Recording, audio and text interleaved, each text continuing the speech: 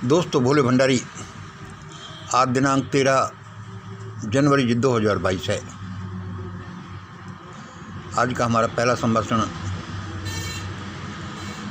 आज की देववाणी, जनवाणी, मंगलवाणी यही सत्यवाणी है, यही प्रेमवाणी है, यही न्यायवाणी है। सबको लोहड़ी की शुभकामनाएं।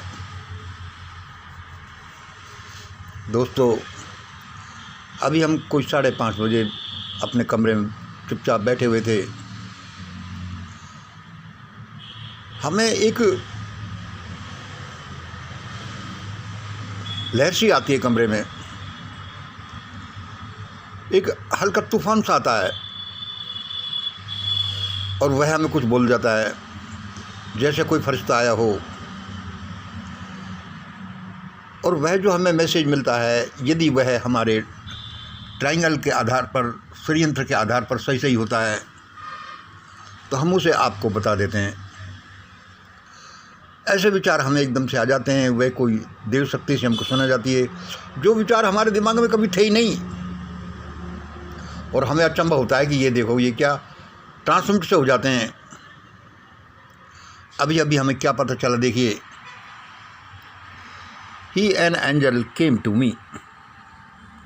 मुझे ऐसा लगा जैसे कोई फरिश्ता मेरे पास आया, एक झोंका सा आया, एंड स्पोक, और बोला, अरे सुनो मंगल, सुनो, यह क्या आरएसएस, बीजेपी और कांग्रेस वाले, आरएसएस, बीजेपी और कांग्रेस वाले अभी भी 5 राज्यों में चुनाव की बातें कर रहे हैं। अरे ये क्या, आरएसएस, बीजेपी और कांग्रेस वाले अभी भी 5 राज्यों में चुनाव की बातें कर रहे हैं।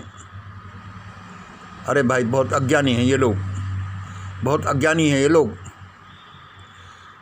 उसने फिर बताया, चुनाव जीतने के लिए ये ट्रायंगल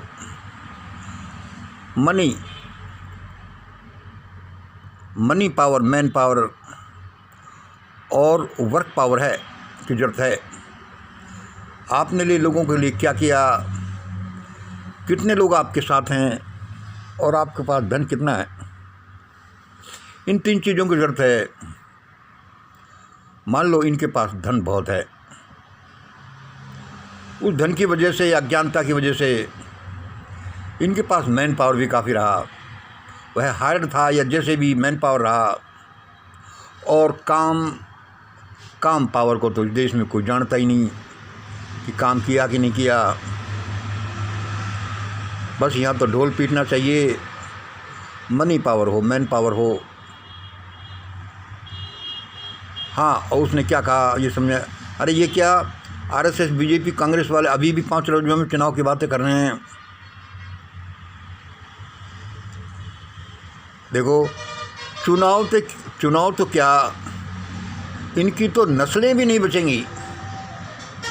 एग्जैक्टली ऐसे कैसे सब वो मुझसे बोल कर गया। चुनाव तो क्या, इनकी तो नस्लें भी नहीं बचेंगी। अब इसका अर्थ आप लगा लीजिए, इन नस्लें नहीं बचने का क्या अर्थ है भाई। ये डोमिनेटिंग लोगों की नस्लों की बात है या ये क्या कह रहे हैं। चुनाव तो क्या, इनकी तो नस्लें भी नहीं बचेंगी, मतलब इनका तो नाम भी नहीं बचेगा। इनके लोगों की, किनके लोगों की, आरएसएस, बीजेपी और कांग्रेस वाले लोगों की जान भी इन 3 सिर्फ शर्तों पर बचेगी। उसने ये कहा, अरे चुनाव की बात तो दूर करो ही मत,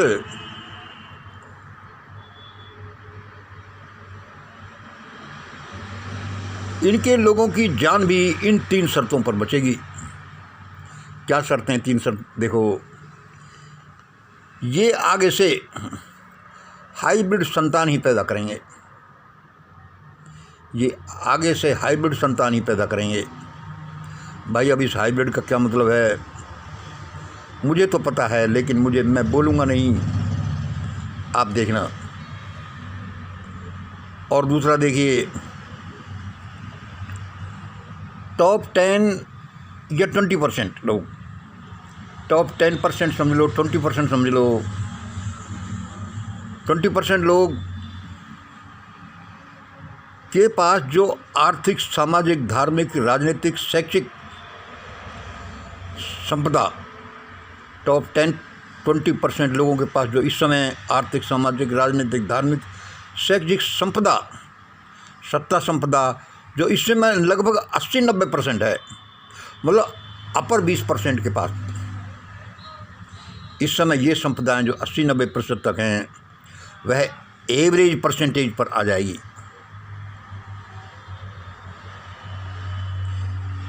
वह एवरेज परसेंटेज पर लानी होगी कानूनन या जैसे भी। यह हम अलग से बोलते हैं कि लोग समझ से, कानून से नहीं समझते, तो फिर वह विप्लव से, डंडे से आती है। क्या कहा दूसरा नंबर?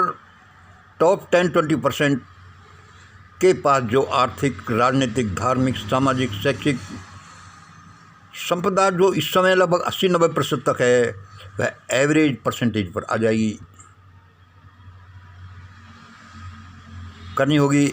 और तीसरा, अगले 20-25 ईयर्स तक, ये अगले 20-25 साल तक इन्हें एक विशेष सामाजिक सेवा देनी होगी। किनको? बीजेपी, आरएसएस, कांग्रेस वालों को। क्या करना होगा? ये 3 शर्तें अगले 20-25 साल तक इन्हें की विशेष सामाजिक सेवा देनी होगी। ये तीनों शर्तें बड़ी इम्पोर्टेंट हैं। चुनाव की तो बात ही मत करो, सत्ता की तो बात ही मत करो, ये आगे से हाइब्रिड संतान ही पैदा करेंगे। टॉप 10-20% के पास जो इस समय आर्थिक, सामाजिक, धार्मिक, राजनीतिक, शैक्षिक संपदा, सत्ता जो इस समय 80-90% तक है, वह एवरेज परसेंटेज पर आ जाएगी, लानी होगी। अगले 20-25 साल तक इन्हें विशेष सामाजिक सेवा देनी होगी। उस फरिश्ते ने मुझसे कहा, ऐसा ही होगा। और आजकल जो घटनाक्रम देव शक्तियों द्वारा, उसने कहा कि हम देव शक्तियों द्वारा जो चलाया जा रहा है, जो देव शक्तियाँ चला रही हैं, वे ऐसा करने को ही चला रही हैं, वह ऐसा घटनाक्रम ऐसा करने को ही बना रही हैं। आजकल हम जो देव शक्तियाँ, जो भी घटनाक्रम भारत में बना रहे हैं, वो ये रिजल्ट लाने के लिए बना रहे हैं। भाई ये मुझे तो बड़ा अचंभा हुआ।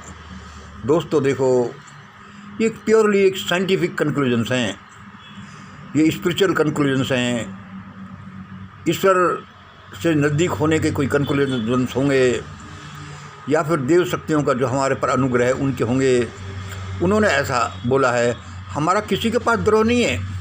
ये अलग बात है कि हमारी जो विचारधारा कैसी है, वो अपनी अपनी अलग अलग होती है। ऐसा ही होगा, क्योंकि ऐसा होना है, ये रिजल्ट्स आने हैं। इसलिए दोस्तों, सब अपने अपने को तैयार कर लो, एडजस्ट कर लो ऐसा करने के लिए, जिससे कि जो रिजल्ट्स समझ कानून से निकलने चाहिए, वो समझ और कानून से ही निकलें, न कि विप्लव से, डंडे से, उथल पुथल से, भयानक मारामारी से, जो इस समय प्रोग्राम बन रहा है। भाई बड़ा इम्पोर्टेंट इन्फॉर्मेशन देव शक्तियों ने दिए है, उनको बहुत बहुत धन्यवाद। आज की यही देवाणी है। ऐसा ही होगा। जिसको समझना है, जो समझ जाओ, जो अपने को इस तरह से नहीं। और इसमें एक बात और ध्यान रखो कि ये कोई इन लोगों को नहीं समझना, क्योंकि ये लोग के पास 80-90% सारी शक्तियाँ हैं। इसलिए ये लोग ही लगभग ज़्यादातर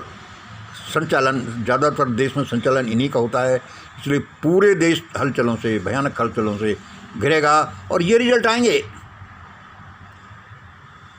इसलिए सभी को संभलना है। आज इतना ही। जय हिंद, जय भारत।